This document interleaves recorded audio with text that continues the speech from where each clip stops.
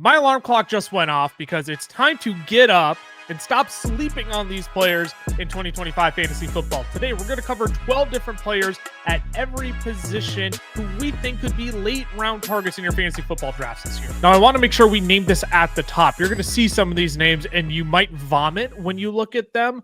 But when we're talking sleepers today, we're not focused on James Conner going as a running back 22 because people are undervaluing him, right? That's a totally different conversation compared to sleepers in drafts, in our opinion. So we are digging way down the board on some of these players today. Guys who are going as dart throws, potential lottery tickets in your drafts, who could actually pay off value because people are actually pushing them down the board and sleeping on them. So Cameron, I'll have you start us at the quarterback position here. With Geno Smith, you actually pivoted off of a name that I didn't mind, but I'm really curious to hear why you pivoted to Geno Smith here. Yeah, I like Trevor Lawrence. He was the other name, but I wanted to go a little further down the board. And I do want to name it up top too with quarterbacks. We know you are very comfortable and know these quarterbacks, right? There's only 32 of them in the NFL. So if they don't feel like a true sleeper, we're going off ADP. Geno, as you can see on the screen, if you're watching on the YouTube, quarterback 25, going pick 162, which feels criminal after he's finished as a quarterback 13, quarterback 19 in 2023, but he was injured for 2 games. And the quarterback 5 in 2022. He averaged 18.7, 15.7, and 16.5 points per game the last 3 years. Flipped the order. So that's 2022 was 18.7. Last year was 16.5. But what Geno brings to the table is one of the highest completion percentages over the last 3 years. He's been an extremely accurate quarterback, which has been pretty impressive with how atrocious, especially last season, the Seattle offensive line was. And that's why, if you look at Sam Darnold, if you were on Underdog and scroll down a little bit, Darnold's a little bit lower. And one of the main concerns for Darnold this year is how is he going to handle the Seattle offensive line with guys in his face constantly? And we saw it with Geno.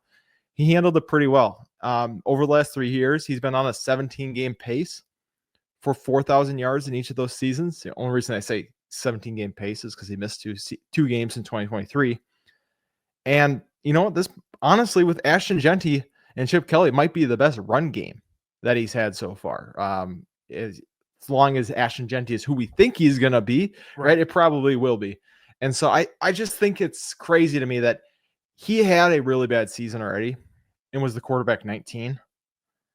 And now we've discounted him another 6 spots. And he's going to have Brock Bowers. He's going to have Jacoby Myers.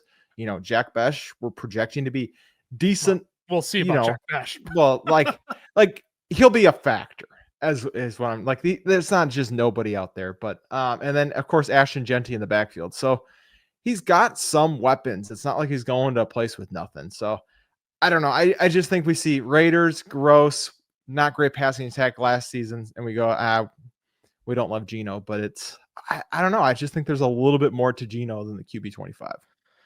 So the thing about Chip Kelly coming in now as the offensive coordinator too is when he was last in the NFL, I mean, his offenses were playing with some breakneck speeds.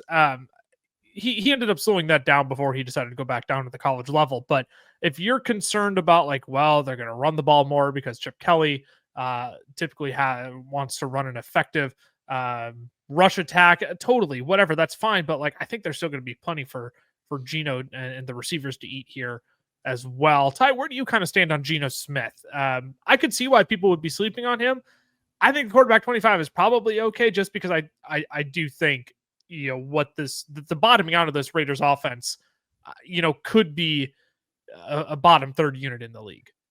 Yeah, I think it's kind of an interesting one because I look at it one of two ways. The first is that with this Vegas offense, Geno is the best quarterback that we've seen on this team, or at least on paper, the last like 3-4 years. Like we've gone through Jimmy Garoppolo, we've gone through Gardner Minshew, we've gone through Aiden O'Connell. Like Geno Smith is, Derek Carr even. Like Geno Smith is Derek Carr, the Geno Smith tier.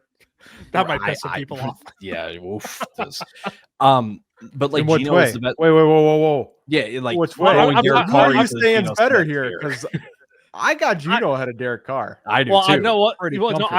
So yes, no. That was more so what I was saying. But I think there's still plenty. I just wanted to make sure. Okay.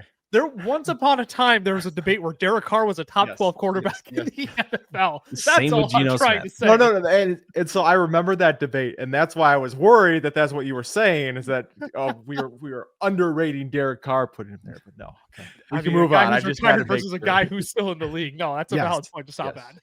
Yes. No, I think Geno, being the best quarterback that this Vegas team has had, can definitely get the ball rolling in terms of product, in terms of efficiency and production and all that stuff. But the other side of it too is what you said, is just like, we're not really expecting this offense to be super explosive. We're not expecting this to be a high volume offense. So there is a bit of a limitation to it. But at the quarterback 25, for as late as he's going, he has as good of a chance as anyone inside the top, or going between quarterback 21 and 30, of really finishing closer to 15 than he does to 20. And I completely understand it. More times than not, at that point in drafts, I've got either two quarterbacks in like my underdog drafts, or if I'm going to be in my home league, I'm going to have at least one quarterback already. So it's not like I'm going to be on the lookout for Geno and trying to draft him, but he would definitely stay on my watch list, because I think there is a possibility that, Geno can at least make something happen with this Vegas team and still be somewhat relevant and not just completely buried outside of the top 20. Yeah, I mean, when you named the progression, Cameron, of where Geno has finished over the last 3 years, and the ADP suggests that, well, he isn't going to do that again this year. Not that we want to be analysts who just copy and paste previous years' finishes and say, hey, look, he's going to finish there again. That's obviously lazy, but you can understand the case that's kind of being filled out here as to why Geno Smith is currently at quarterback 25, but also why there's room for him to still finish closer to that top 15 range as well. We have a whole bunch of other sleepers here, but before we move on, we know you're prepping for your fantasy football drafts on June 26th when you're listening to this, and you have a lot more prep to do this offseason. This is the place you're going to want to be if you love fantasy football. So make sure you hit that subscribe button and turn on that notification bell as well, so you know when all of our newest content is out, because we want to beat all of our friends, let alone beat each other in all the leagues we share as well, just as bad as you want to beat all your friends too. So hopefully we can have some fun along the way while sharing some of the insights that we've been learning up on this offseason, how we're applying them in our drafts. Ty, we'll pivot to you here. Second quarterback sleeper that you want to discuss. Look, it's the hometown guy here for us. It's the hometown guy, and I'm just going to not hometown, but the home team quarterback. I'm just going to make the general assumption. JJ McCarthy might be our favorite sleeper quarterback, at least that we're going to be talking about today.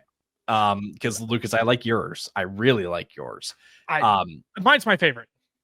But I think maybe if you can see the purple, if you can see the flag, like there's a little bit of bias here with this one, maybe. But we all know how good this Vikings offense was last year with Sam Darnold. They were top 10 in scoring. They were 6th in passing yards. They were 13th in rushing yards, and they were 2nd in explosive plays. So we look at what's changed this offseason for the offense. They've shored up the interior of the offensive line, which should help tremendously. Will Fries, Ryan Kelly, Donovan Jackson are coming in now. This team went out, traded, and then signed Jordan Mason to an extension to be what we figure to be the 1B and kind of between the tackles, goal line type back. And TJ Hawkinson figures to be more of a consistent player, more of a mainstay in this offense now that he's more than a year removed now from his ACL injury. So things are looking really good for this Vikings offense. It's looking really, really good for JJ McCarthy to step into.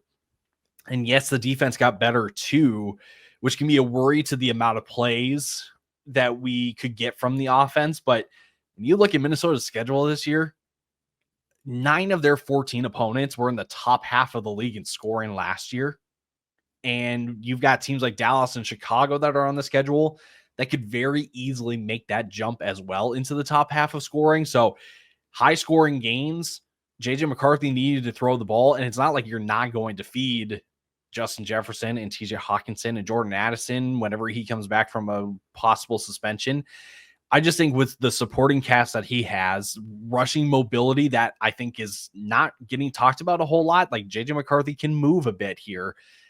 And the schedule, McCarthy can end up being, again, he's going to be the most expensive quarterback we talk about today, but I think the quarterback 18 is still enough of a sleeper tag that if he finishes anywhere between 12 and 15, it's not going to shock us, and you're getting incredible value in drafts right now. So if I were to set the line at 520 passing attempts for JJ McCarthy this year, would you take the over or under on that? I like that line a lot. That's right what Stafford threw at last year.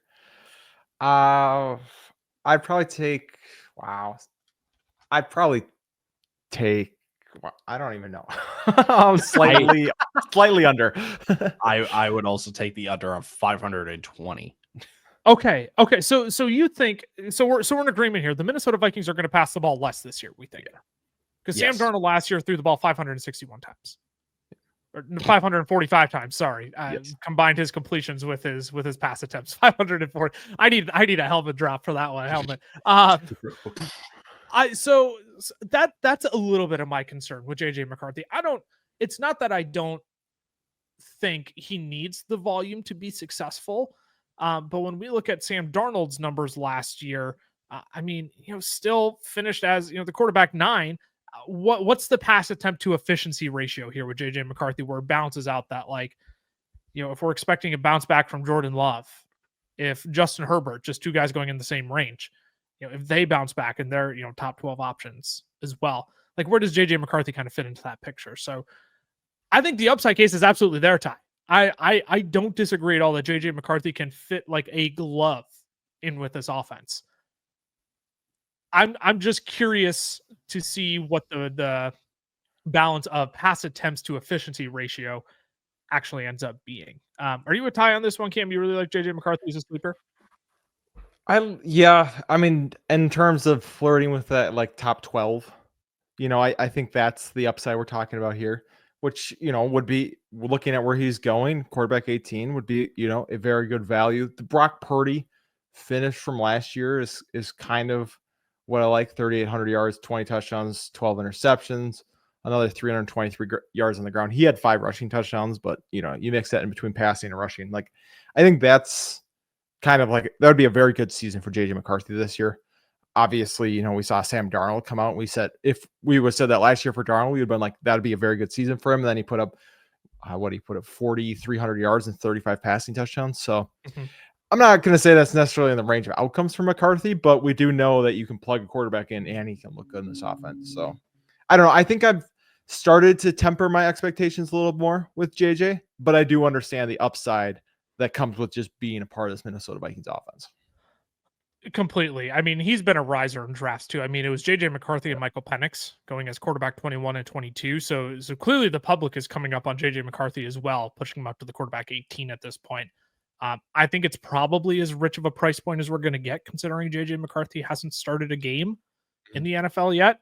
It's all under the assumption that Kevin O'Connell is going to make this thing tick like he always does with the quarterback position. And JJ McCarthy, may end up being, dare I say, the best quarterback he's had at this point. I don't want to put that expectation on him that he's automatically better than Kirk Cousins, but you give it a year, you give it 2 years, give it a year or two, JJ McCarthy could be at the top of that list. So yeah, I think the expectations are sky high. The question is, can JJ McCarthy actually go up and meet them this year? My quarterback sleeper, like I said, my favorite quarterback sleeper this year, Bryce Young of the Carolina Panthers. Look, he made some major improvements at the end of last season. After returning from getting benched for Andy Dalton, he finished out the season as a quarterback 10, averaging 17 and 3/4 points per game, 17.75 fantasy points per game. Where it climaxed, though, was the last 3 games of the season. 7 touchdowns and 0 interceptions. He completed just under 65% of his passes with 111.6 passer rating. That was all without 8th overall pick, Teteroa McMillan. So the chips are in on Bryce Young, and I legitimately think it's possible we get a Baker Mayfield-esque resurgence out of Bryce Young this next year.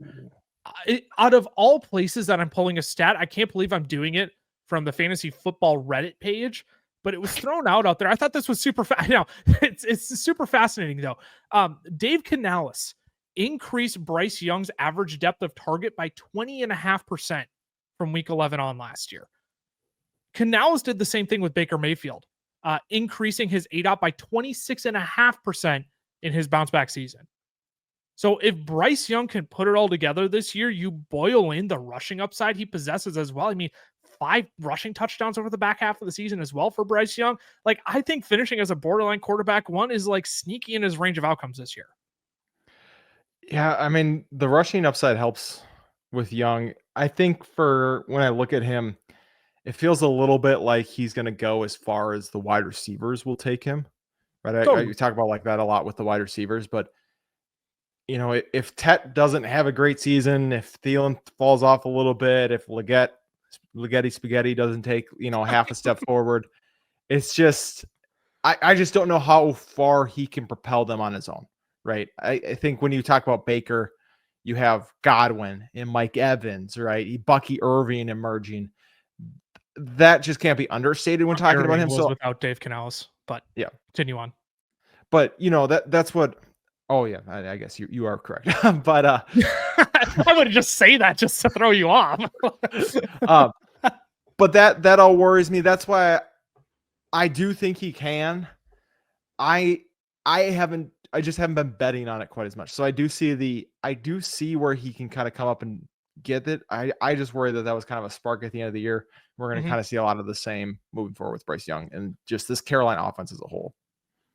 Sure. Which, I mean, I think that's a completely fair statement if you want to look at the embarrassment of riches that Baker Mayfield ended up having in Chris Godwin and Mike Evans.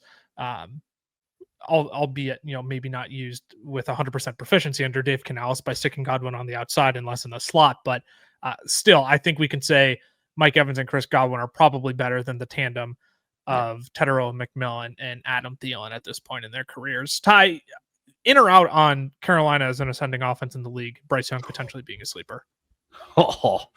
I'm in. Yeah, I'm really in. I can't wait by the end of like best ball draft season to see like how much I've invested in this Carolina offense, because for drafting reasons, right? Just how cheap they're going. But yep. Again, I think the reason why ultimately, like, I had JJ McCarthy as a sleeper, ultimately, like, had you not taken Bryce Young, I would have taken Bryce Young. So I'm glad you're talking about him, is because I believe in the coaches and the systems that they've set up. I believe in Kevin O'Connell in his system. I believe in Dave Canales and what they're going to do now with Ted McMillan. And yes, it's not a complete, transformation just yet of this Carolina offense. Like, I think there's still going to be room to improve. But for people that think like Carolina is just going to repeat what they did last year, or that they still have the first half of the year kind of Carolina offense stuck in their head, I just don't buy that, because I've seen the progress made. I've seen how Dave Canales can run this offense in other destinations. Obviously with Seattle, I know he was a quarterback coach in Seattle, but again, all that to say, like, turning Geno Smith around. Yeah. Right. Like I'm fully bought in on these offenses really, elevating their young quarterback to being a lot better than what people are perceiving them to be, or to finish as, I should say, because when you just look at price tags, people are just not as in. Yeah, 100%. I'm really looking forward to see what the Carolina Panthers put out on the football field this year. I think I like you. I'm just a believer in Dave Canales, and I think he can probably get the most out of Bryce Young this year. Let's kick it to the running back position here. And before we go through this list of players, this is truly the range where you're going to be like, golly, seriously, you're talking about Jaylen Wright as a sleeper? What are we on? What are we doing here? And like we said, we're getting deep and nasty down your boards, because last year it wasn't fun to talk about guys like Rico Dowdle. It wasn't fun to talk about guys like Bucky Irving. But those are the kind of players that could potentially have a sneaky emergence and play, sometimes relevant roles in your fantasy lineup. So Cameron, go ahead. You can kick us off here with Jaylen Wright, excuse me. Well, definitely not Jaylen Warren. Definitely not Jaylen Warren. But last year was disappointing, because it was, could he kind of crack into this lineup? Right. We knew Raheem Mostert was there. We knew it was a long shot, and then it just didn't happen. When he was on the field, wasn't exciting. 68 rush attempts, 3.7 yards per carry. Raheem Mostert wasn't great either, so that kind of hurt a little bit too, because Mostert had 85 carries but only 3.3 yards per carry. you have to acknowledge with Jaylen Wright when he's going out there, he's not going to get a ton of receiving work. You're kind of figuring that out and having Devon Achane in the backfield. But I think because of Achane's receiving role, that's what gives me the hope on Jaylen Wright. I mean, if you think of just 2 seasons ago, Raheem Mostert, 21 touchdowns. Obviously, Achane was hurt for a lot of that, but Achane last season was number 2 among all players in yards after the catch. He had 78 receptions. He had 120 snaps in the slot. He had 58 snaps out wide. He ran 39 go routes last year as a running back. Like, I don't think we understand how wild that is, that, he's running 2 go routes a game as a running back, but that's just the way they're starting to use him more. And it makes sense when Achane's, 185, 190 pounds, and you get a guy like Jaylen Wright who's 210 pounds. And I've heard, they brought in Alexander Madison. Ooh, Yeah, it's a LeBron James meme. Ooh, 100%. They drafted Ollie Gordon in the 6th round, right? These guys aren't going to be factors as long as Jaylen Wright is who, they kind of drafted him to be in the 4th round last year. He's a guy. We've already heard it. We'll probably hear it more. He's supposedly in the best shape he's been in since he's come in the NFL. Here it is. Most overused sentence in the entire world, but I just had to throw that in for my pro Jaylen Wright argument. So the outlook then, because all that's great and whatever, but what does that actually mean for Jaylen Wright? The goal would be that he's a guy who sees 150 carries, that he sees the combination of Raheem Mostert and his workload last year, that he's the guy around the goal line at 210 pounds. That would be, the upside for Jaylen Wright. Obviously, we're banking then on the Miami offense returning to form, which I am a believer in. That's why I'm drafting Tyreek Hill still, Achane, Jalen Waddle. And you're banking on, I guess, a little bit of Geno Smith maybe having a reduced role from what he saw last season, where he was Mike McDaniel's joker. But I think that he's a talented home run hitting running back, which is what Mike McDaniel likes. And I think that if he has a good chance with another full offseason, he could really step into that 1B, more of the Thunder role in Miami. Interesting. Because I was not going to mention Jaylen Wright as like a complimentary Thunder piece, if we're going to use that analogy. I'm just fact checking myself here. I mean, we got a full season out of Devon Achane last year, but this is a guy who people have had injury concerns about before, and there's no other running back on this team who can emulate Devon Achane better than Jaylen Wright probably could. So if anything does happen to Devon Achane, I mean, you're getting a guy who immediately is going to become probably, assuming the entire offense is healthy, a top 15 play in fantasy lineups. And those are just guys I want in the running back 50s, where Ty, you're making a little bit of a face. I'll get to you here in a second, but like, these are kind of the guys that I want, where if I'm concerned about the stability of the running back 1, no matter how great they are. I mean, Derrick Henry's another good example. I know he's extremely durable and he didn't get injured last year, but we said that going into his second to last season with the Tennessee Titans, where he literally fractured, broke his foot. I can't remember which one it was, but like missed the entire season. Like injuries happen to these guys, and you just want the players after them in explosive offenses. So yeah, I want Jaylen Wright. I think he's a great choice for a sleeper here, Ty. Well, what say you?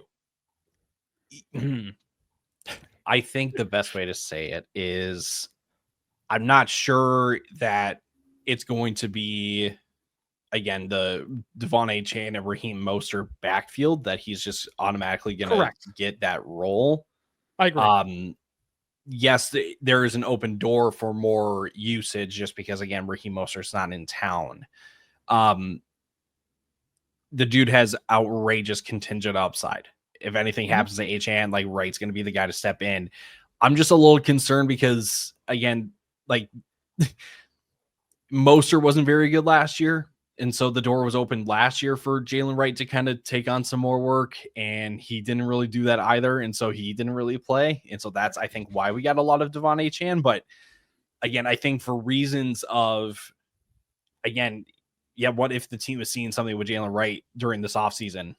Again, being in the best shape, that we've seen him in, who knows? I mean, who knows? But if he comes in and he does command that work with that contingent upside, it definitely makes him a sleeper candidate then. Yeah, I mean, I think it's totally fair to point out, right? I mean, there was a stretch last year. So we got 13 carries in week 5. The team went on bye. We started to see a little bit of the tide shift towards Jaylen Wright taking over the backfield, taking over the Raheem Mostert role in the offense, during week 9, 6, 5, 5, 7 carries behind Devon Achane, but only totaling 18, 3, 4, and 28 yards in that stretch, combining for a whopping 55 yards in 4 weeks. So yeah, that's the devil's advocate you play here as well. If Jaylen Wright got his shot last year, didn't do anything with it. Can he actually improve coming into this year? I just see all these touches opened up with Raheem Mostert, and it's not going to be Ollie Gordon taking all of them. It's not going to be Alexander Mattison taking all of them. I think Jaylen Wright is at the top of the pecking order after Devon Achane. It's just how do the chips fall between these other investments at the running back position when really Jaylen Wright has the most investment as a 4th round pick compared to Ollie Gordon in the 6th, and whatever juice Alexander Mattison probably doesn't have left after his embarrassing stint with the Raiders last year. Ty, we'll come to you. Your running back literally goes 2 picks afterwards. It's Braelon Allen. We're not even going to change the ADP card on the screen over on Underdog. Jaylen Wright goes as the running back 52. Braelon Allen as running back 53. How ridiculously irresponsible is your exposure? That's a great question. I haven't checked in the last week or so it might be a little wild. Second highest drafted player. Oh, there it is. He was ready. There it is. He was ready with it. No, my first is still Mason Taylor, so we've got some correcting. 2 Jets. What could go wrong? What could go wrong? Well, Jordan Mason's actually tied with the 3 of them, so it's not the end of the world, but not the end of the world. But Braelon Allen could be a lot better. So we've talked extensively already this offseason about the possibility of this Jets backfield going to more of a split with Bryce Hall, and Isaiah Davis and Braelon Allen. And it's not just us, it's the Jets coaching staff. Every beat reporter is also kind of, I don't want to say warning people about it, but they're at least mentioning it in their writings and stuff. So there's some merit to it as well in that sense. I know that you guys think that Bryce can win out and show that he's head and shoulders above the other guys. And I do believe that to a certain extent as well. But I also just on the chance, I shouldn't even say on the chance. I also am just going to take the coaches at their word. And if they're going to feed the 3 guys in that backfield, I'm going to bet that it's going to be Braelon Allen that's going to get the second most work, I'll call it, behind Bryce Hall, but ahead of Isaiah Davis. And I'm not going to say that this is going to be the Lions backfield just because they brought over a Lions coach to now run their offense, but you have to think that there's going to be some Lions aspects in this offense now when it comes to the run game. So Braelon Allen should figure to be the David Montgomery type guy who's going to be between the tackles, who's going downhill, maybe some goal line opportunities. Obviously, Jahmyr Gibbs by the end of Ben Johnson's tenure just completely dominated everything and just said nah, just give me the ball. But again, if he's anything close to a David Montgomery in this offense, it's an instant value, instant guy that can finish inside the top 36 to be a running back 3.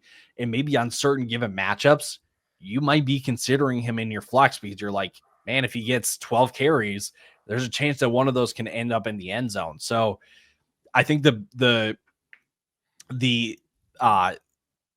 fact I do have to just flat out mention this Jets offense could very well be in the Raiders kind of tier, I'll say, when it comes to scoring, that it may just be kind of empty carries and empty volume, but at the same time, that's how you get points in fantasy. So I'm willing to take the chance more on Braelon Allen, than on Jaylen Wright, just because I see the path more clearly for a Braelon Allen than I do for a Jaylen Wright. They're not sexy picks, but again, I do find myself taking a bit of Braelon Allen because I see the path. I mean, this is the exact opposing argument you have to make in comparison to Bryce being a bounce back candidate, which we talked about earlier this week on our 12 bounce back players episode. You can go watch that video now if you haven't yet. But yeah, the coaching staff has said what if it's a 1-2-3 punch in this backfield, right? I mean, I don't think it's not a Bryce workhorse backfield. I'm very confident in saying that. But what are the splits going to be between the three? And I don't think it's unreasonable to say that this offense might try and emulate the Detroit Lions running back room. I don't think it'll be successful. Again, I just believe Bryce is the most talented back in that running back room. And he'll separate himself, but not eliminate anybody, right? So I think like the truth is somewhere in the middle of like Bryce is a full-blown like top 8 bounce back candidate. And Braelon Allen is like this deep sleeper David Montgomery, if that makes sense. I think the truth is probably somewhere in the middle there. Cameron, you've been the most pro Bryce Hall out of the three of us. Where do you kind of stand on Braelon Allen here? Yeah, I continue to be that way. When I hear, oh, it could be all three of them, I don't worry about Bryce Hall in that statement because, like you said, I believe that Bryce is the best running back by a lot in this backfield. For me, that worries me about Braelon Allen and the fact that Isaiah Davis is going to be working into that workload and that it's not going to be a true like 1A, 1B with him and Bryce, and that it's going to be Bryce and then the hot hand between the other two where you're just like, well, this kind of sucks. And that's not, for me, why I like Jaylen Wright. You said it too. If Devon Achane goes down with injury, I think Wright gets plugged into that. Obviously, if he's not the player that I think he's going to be, then that doesn't happen. But for me, when I look at this backfield, if Bryce goes down, I think it's still a split backfield between Braelon Allen and Isaiah Davis. That's my worry, is that even if like in the contingent plan of him, he still doesn't have control of the backfield like you'd like to see from one of these other handcuffs. Before I get to my running back sleeper, you can go ahead. You can already draft all these players, as we've mentioned, over on Underdog right now. So let's take a minute to hear from our friends over there before we dive into the rest of the sleepers. Today's podcast episode is brought to you by our friends over at Underdog Fantasy. Now, we love Underdog. It is the easiest place to play best ball formats, and they even have their own form of player props called Pick'em. You can make up to 20 times your money on a single night by correlating props together. 2 picks will triple your money, 3 will 6 times it, 4 will 10 times it, and 5 plays that all hit will multiply your entry by 20. You can even place insurance on your picks too, so if only 4 of your 5 props hit, you still get 10 times your entry. And if you use our code FELLAS when signing up, Underdog is going to double your first deposit up to $100.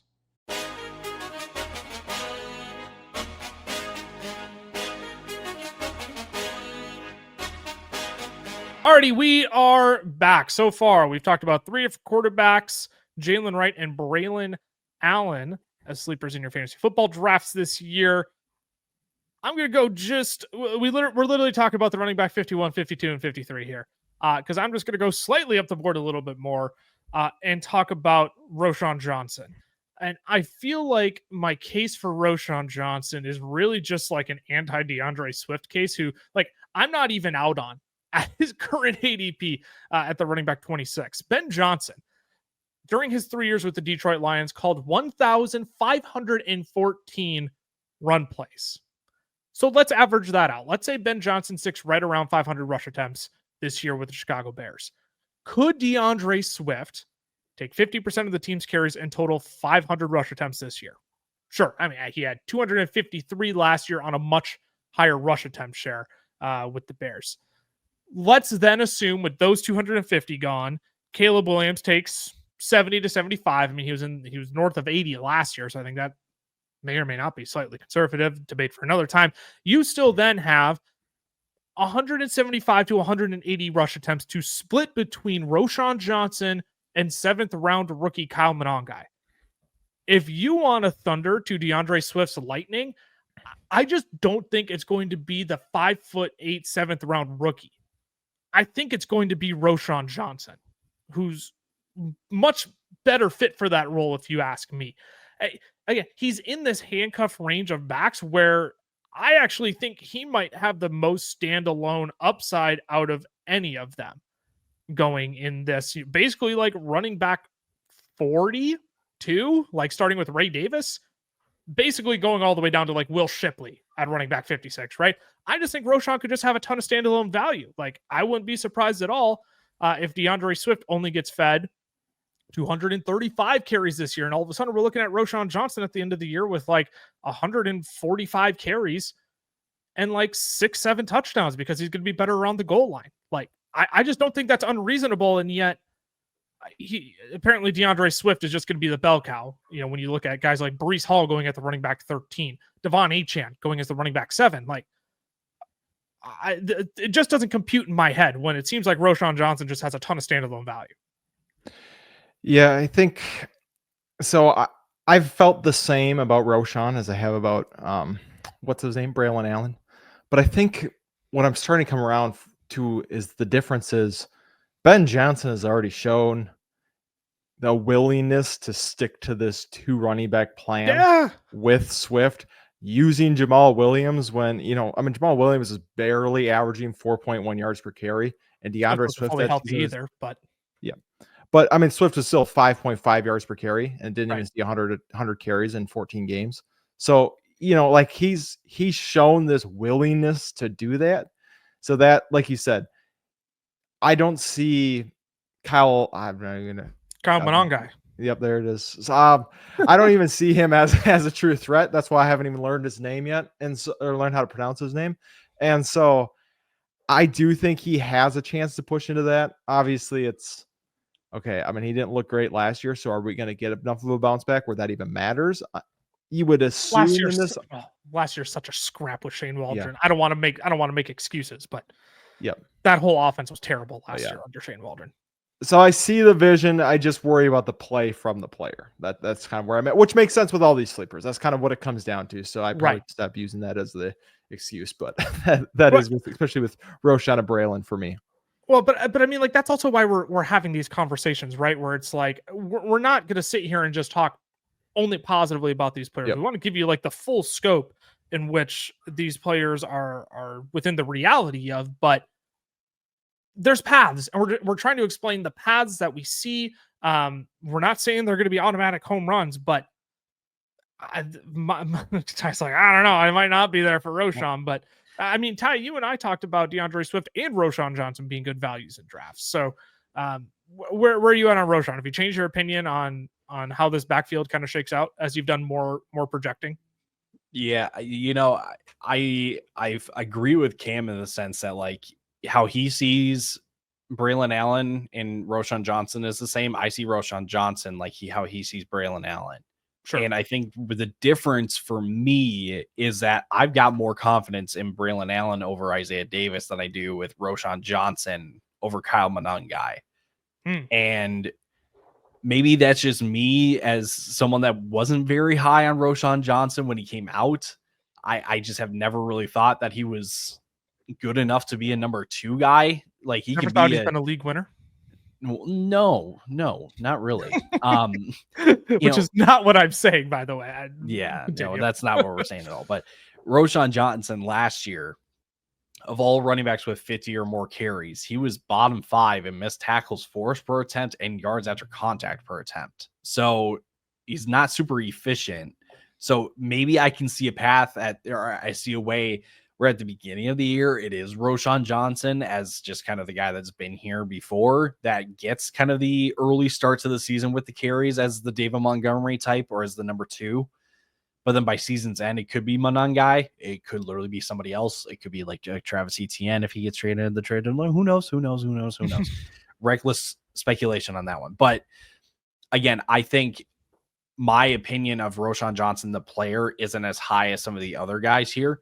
So I absolutely see a path in the sense that, again, Ben Johnson uses 2 running backs in an upgraded offensive line, upgraded system now for Roschon Johnson, that he can probably take advantage of some better opportunities just when you look at a Shane Waldron offense and a Ben Johnson offense on paper. But yeah, I think there's a time and a place for me to go in on Roschon Johnson as a sleeper. It's not all the time, but there, again, like I said, there's a time and a place for it.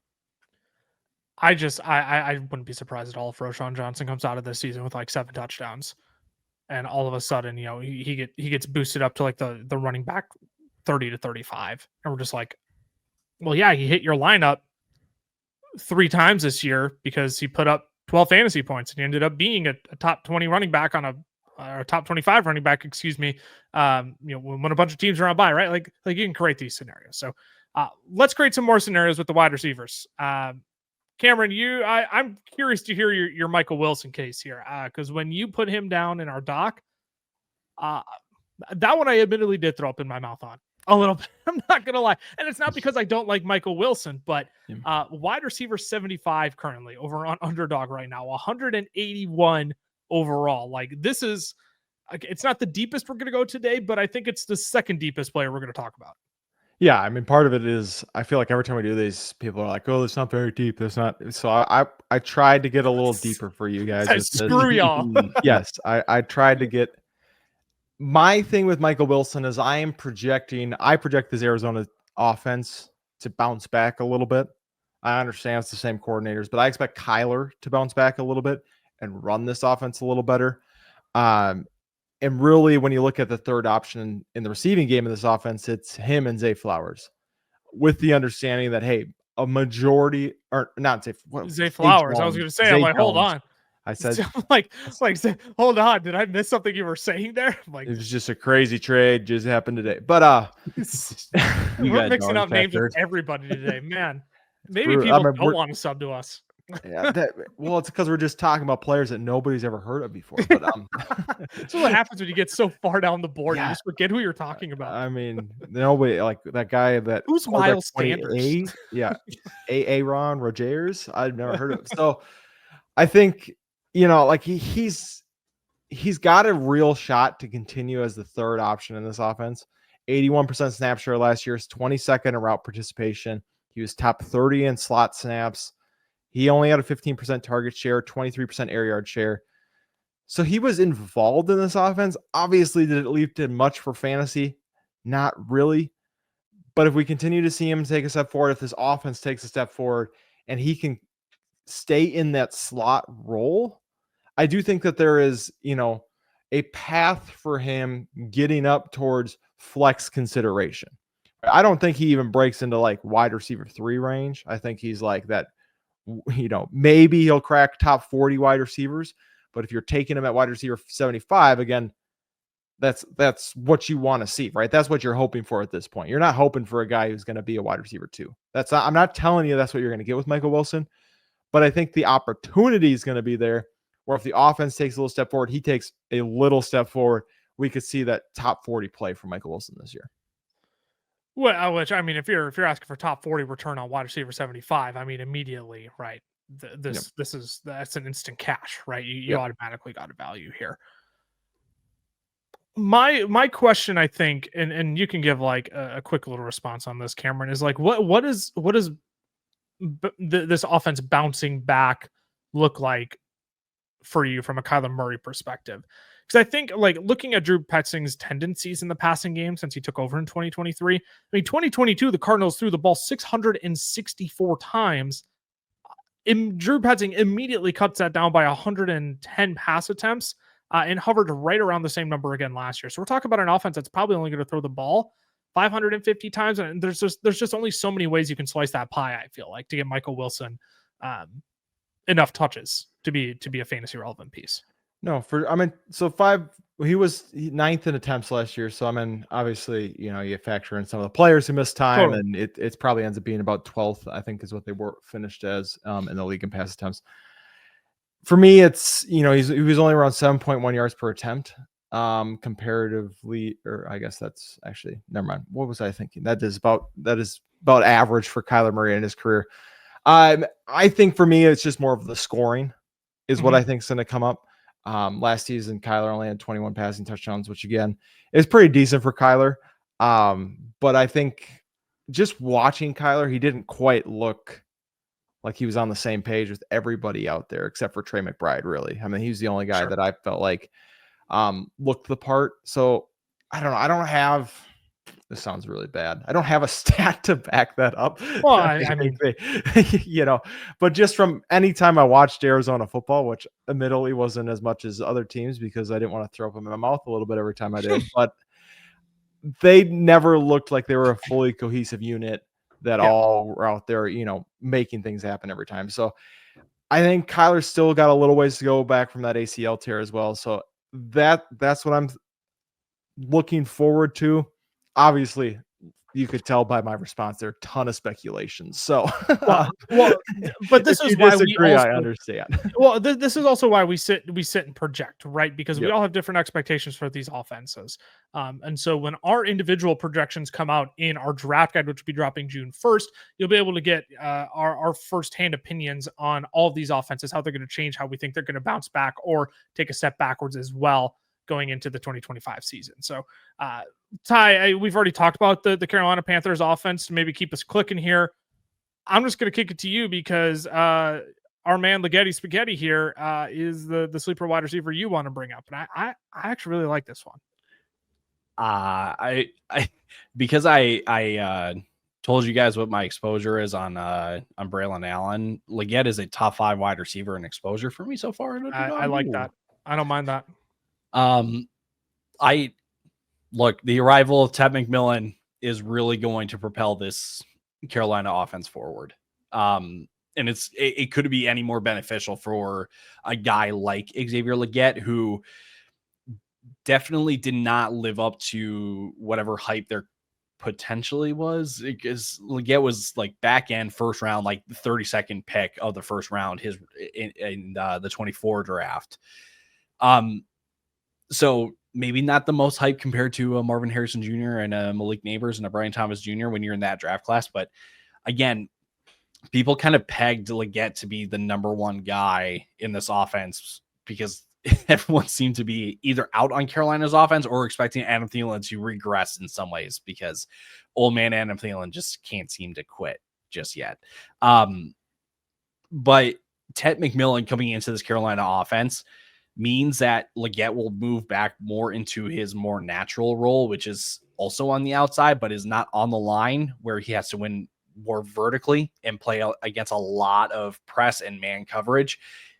With Tet, that is Tet's role. That is what he will do. And Legette will now go back to the other side on the outside, but he will be off the line and he will get to be moved across the formation.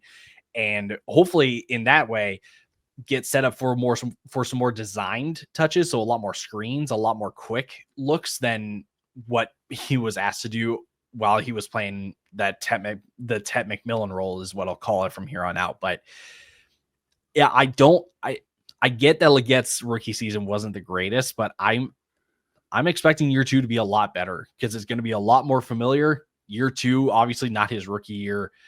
Bryce Young taking a step will definitely help as well. And I think the other reason why people aren't as in on Legette is because they are still worried about Adam Thielen and Jalen Coker, who took over the hearts of the fantasy community last year. But I will keep it a buck with you guys. Those are the slot receivers in this offense.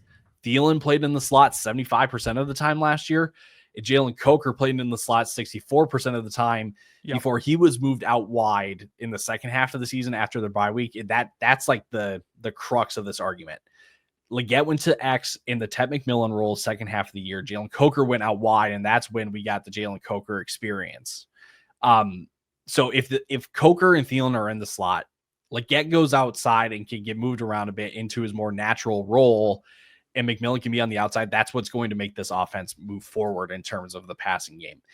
And Matt Harmon of Reception Perception, he wrote up Xavier Legette's 24 season and what the outlook is for 2025 on his website. Definitely go check it out. It is, I couldn't say this better because with Ted McMillan's arrival, yes, Legette won't ever be a number one guy, but he will play in a more natural role, and that should help him in fantasy and produce much better than what he did his rookie year. So again, I'm fairly bullish on this Carolina offense and Xavier Legette in a more natural role. I'm in on at this wide receiver 64 price tag.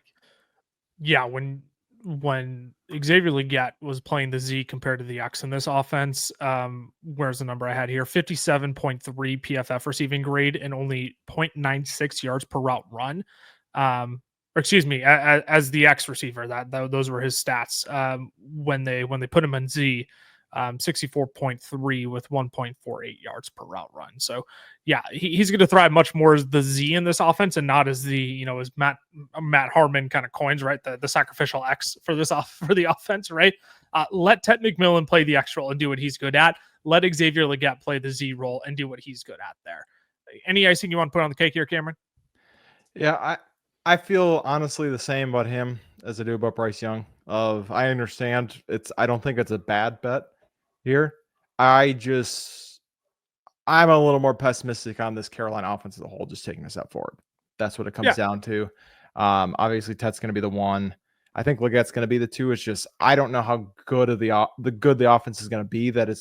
How much that's actually going to translate for Legette fantasy point wise. So that's my concern, is just feeling a little bit lower on kind of a Carolina step forward. Right. Because there is a world still where Adam Thielen still racks up more targets than Xavier Legette, still racks up more receptions, still racks up potentially even more touchdowns than Xavier Legette, right? Like easily within the world of possibility. So yeah, I mean, that's the counter argument you provide there. I'm just going to go down the board a few picks. Xavier Legette, wide receiver 64, Cedric Tillman, wide receiver 66. He is probably by far my favorite wide receiver sleeper this year. I respect our audience enough. Not enough. I respect our audience entirely. Not enough. I respect them entirely to not give them this like reckless extrapolation of Cedric Tillman's healthy stretch from week 7 to 11 last year, where he was the wide receiver 9 overall, the wide receiver 8 in fantasy points per game. So like, I just want to step back.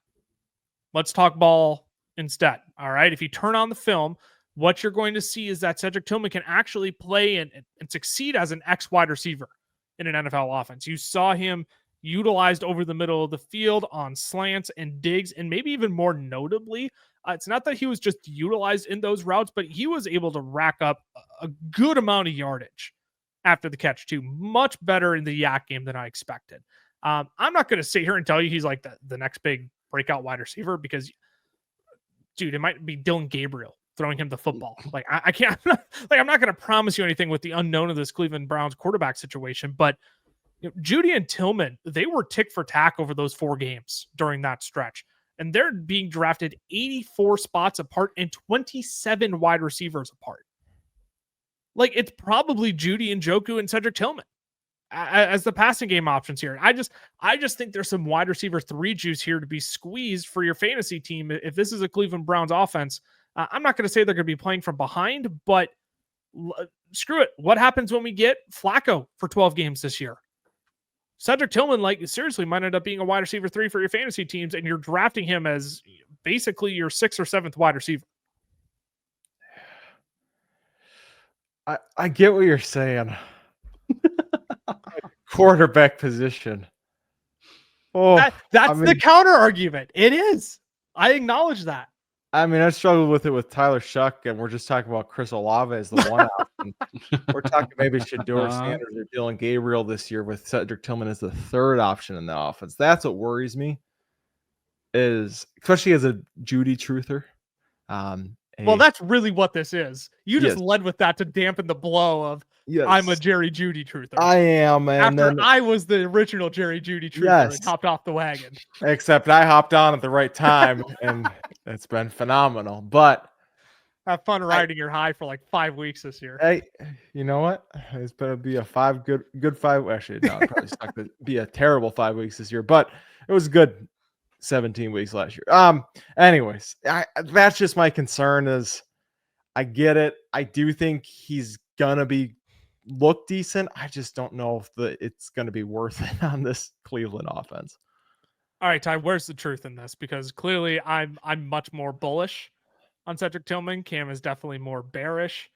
Go ahead, swing the pendulum in the middle here. Unless if you strongly feel one way or the other on this one, I'll allow you to pick your side. But to me, when we have these two stark of opinions, the truth is probably somewhere in the middle.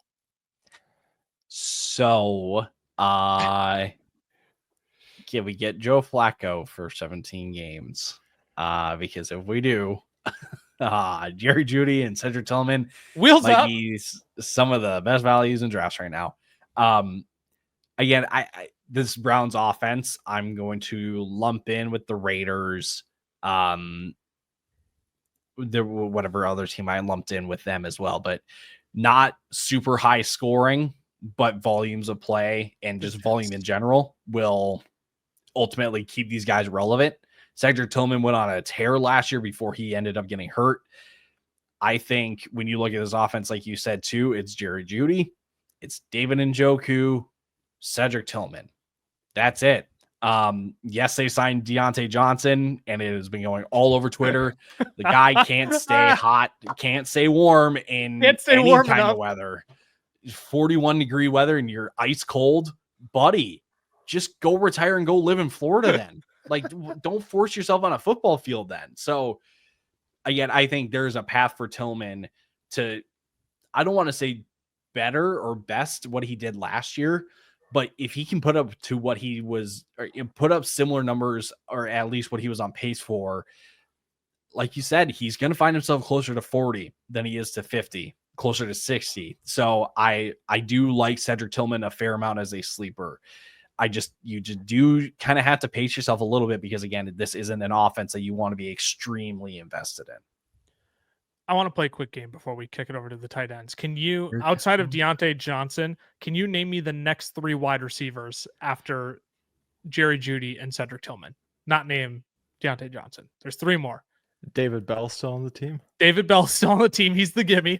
DeAndre Carter is on this team. DeAndre Carter is on this team. That is correct.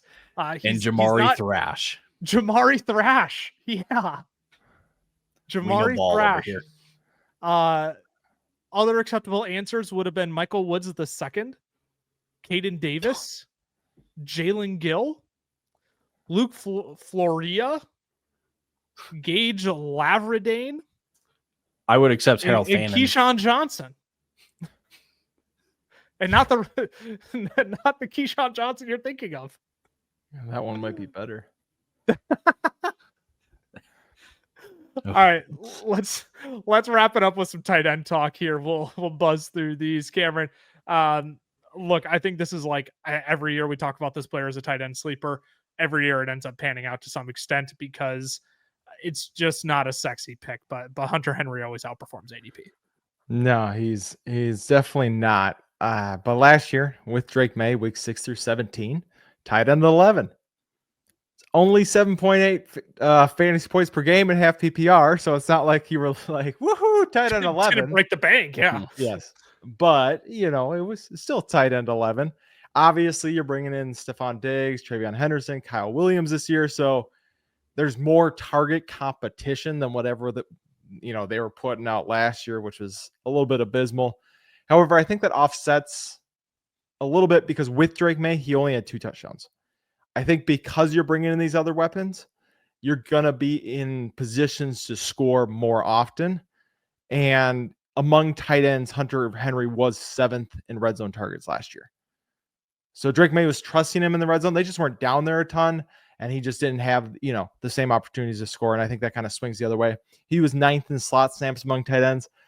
That one, I don't know how sticky it's going to be. Obviously, you have Josh McDaniels in there now. You bring in Stephon Diggs, bring in Kyle Williams. You have a lot more of this competition. So does that stick?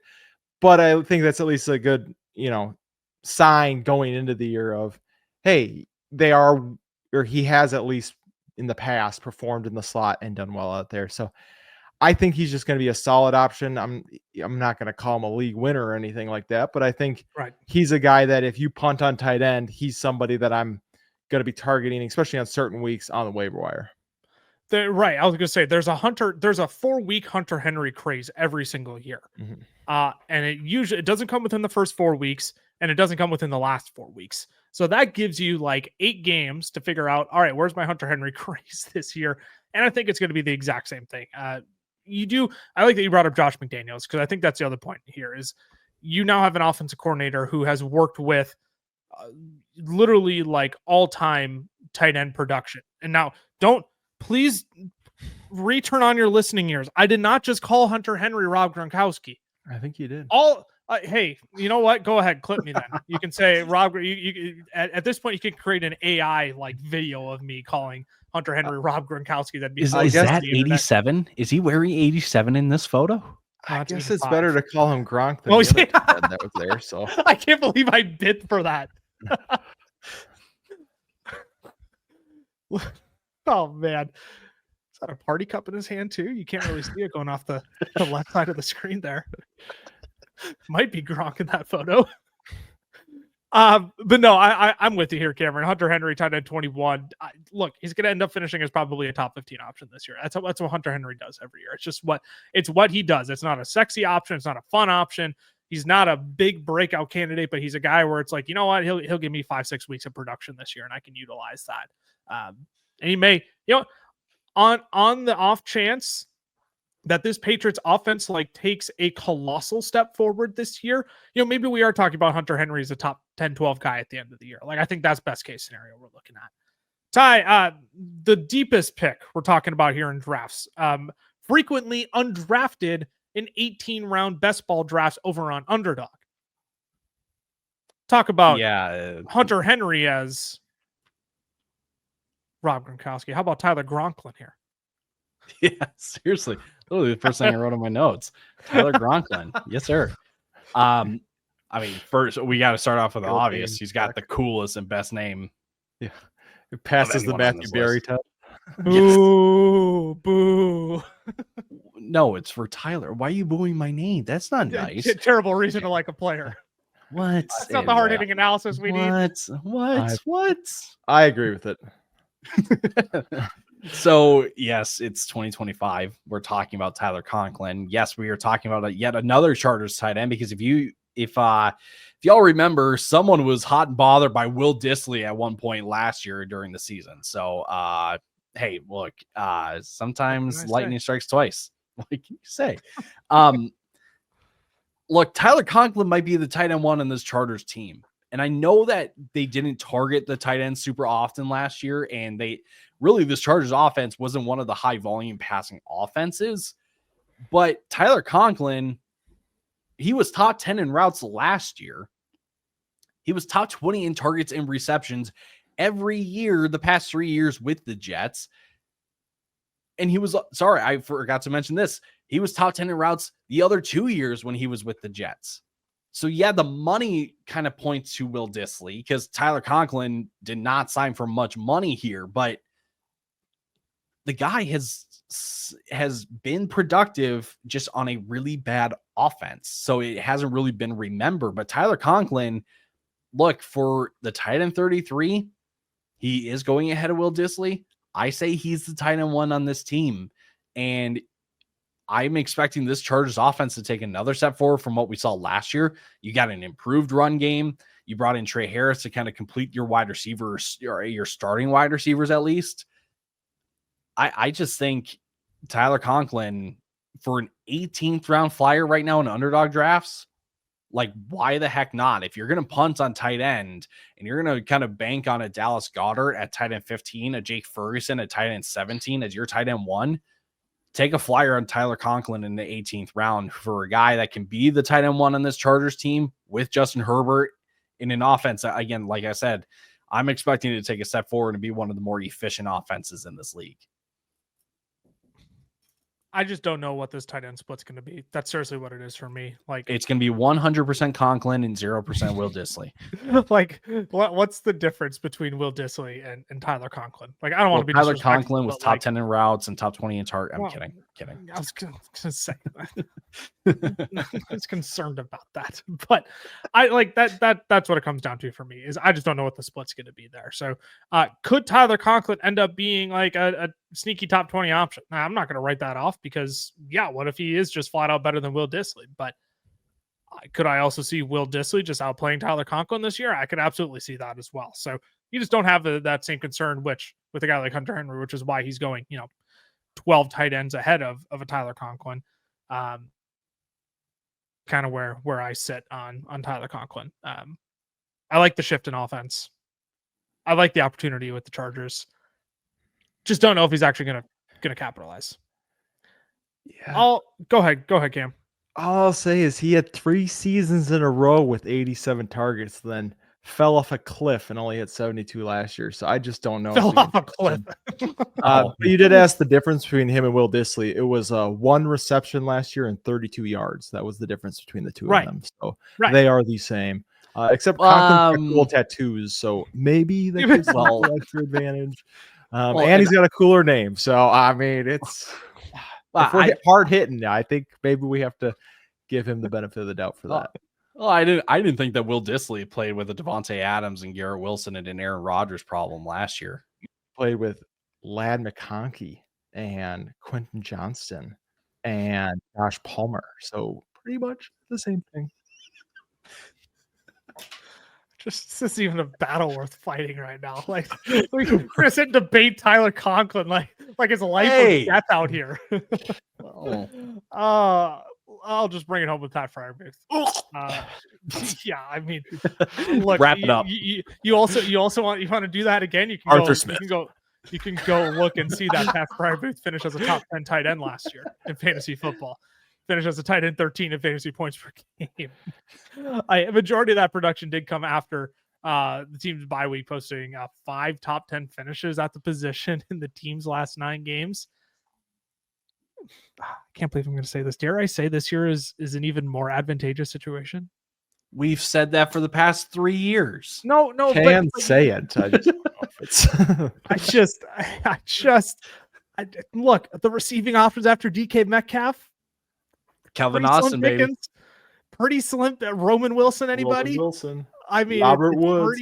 It's pretty slim pickings. Arthur Smith wants to keep the tight end position involved. And Aaron Rodgers, he's peppered the tight end position with targets in the past. This could all go to pot, of course, when Arthur Smith inevitably trades for Geno Smith and reunites with him. Yes. But right now, like, there's opportunity with competency at the quarterback position, and you know, Freiermuth could definitely produce low tight end 1 production with how stupid thin production is at the position. Like, opportunity and volume, it's Pat Freiermuth after DK Metcalf. Like that's kind of how I'm looking at it. I'm not sitting here and telling you Pat Freiermuth is a 110 target guy, but does he draw 85, 90 targets this year? Like that is a lot more reasonable than I think we might realize. Yeah, I get it. But I'd almost rather have no one in my tight end position than a guy who plays for Arthur Smith. It's just... Come on. We want to crucify the guy. I get it. It's so easy to make fun of Arthur Smith. He's done a good thing or two. Darnell Washington, anyone? Pat, it's nothing against you. Stop. It's that was with Pat coach. Freiermuth last year, who I just said top 10. Oh my goodness. Yes, I agree with you, Lucas. He is definitely good value. We should not be taking Kyle Pitts and Dalton Kincaid ahead of him. I think. Right. Okay. There's a take. See, that's the trend on TikTok where it's like approved. Is I don't know so sure. Hunter Henry approved. Like 6 years ago. Approved. Oh, stop that! No, we're not. No. Tyler Conklin is the. I don't know. What? I've ever seen it. Are you kidding me? No, you're just rage baiting me at this point. Live action rage bait unfolding in front of your eyes. Well, I'm rage baiting you after you rage baited us about talking about Arthur Smith's tight end 1. Let's make the math make sense here. We don't have to make this calculus. No, I like it. As the number 2 guy, I like it. Let's wrap it up there before we get off on more meaningless, irresponsible tangents. Draft Guy comes out July 1st. You'll get to see how much we actually love Hunter Henry and Tyler Conklin and Pat Freiermuth in our rankings if you really care about the tight ends. But we'll have player projections on. I haven't added up all the players yet. Last year was over 250 players. I think we had full stat projections on. So you'll get all of our stat projections. We're going to release multiple editions of it throughout the off season. So you'll get more things like big boards, breakouts and busts, full team profile pages as well, highlighting important moves of the offseason, coordinators, everything of the sorts, random stats that you'll find. It's such a value. It's only going to cost you $10. So if you got to go ahead and stop buying, your Starbucks for 1 week, make it this week. So then you can get your coffee and the Draft Guy when it comes out next week. All right. July 1st, stay tuned for that. We'll drop that on all of our socials so you know when it's up and accessible for you to go buy. You can follow our other socials as well. FFLs on Twitter, the FFLs on Instagram, Fantasy Football Fellas on Facebook and TikTok. If you want to hang out here on YouTube exclusively for watching on YouTube, Fantasy Football Fellas shorts over there, like the pants you wear. I'm at Lucas Wenzel on X, Camlaw FFF for Cameron, Tyler_Plath for Ty. We'll be live on Monday for a mock draft. Coming up next week, we'll actually give you a sneak peek into our draft guide. We'll go through some of our wildest projections that came out of our statting. And what do we have next week? Oh, we're going to go through, what the first round should actually look like, because obviously everybody has it all wrong. And because it's, June 26th. All right, get out of here. Thanks for tuning in. Stay safe, stay healthy. Till we see you next time. Deuces. Deuces.